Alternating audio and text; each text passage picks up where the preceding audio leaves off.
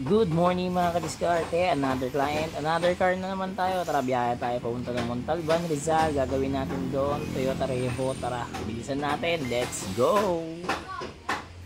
So ayan, dito tayo mga kadiskarte, touchdown tayo. Dito tayo sa may Montalban, Rizal. Ito yung gagawin natin, Toyota Revo.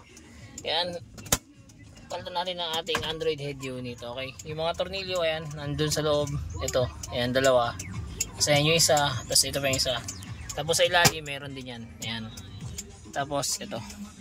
Yan, ayan. Tapos ito. Tapos ito. Okay, tara, baklasin na natin siya. Ayan, nabaklas na natin. Tapos ito. Ito yung lumang stereo niya. So ito, nakapag-wiring na rin tayo. Ayan.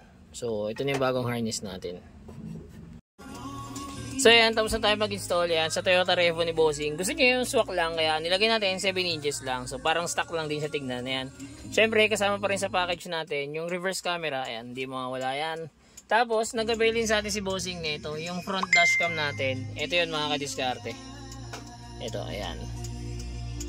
So ayan, recording na yan. Pwede mo na siya i-replay dito.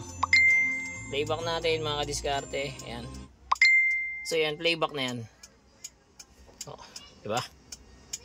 Pwede ka na rito mag-Waze, Netflix, YouTube, Google Maps. Ayan. Meron na rin tong Apple CarPlay and Android Auto. Tapos meron na rin siyang USB slot. Ito. Ayan.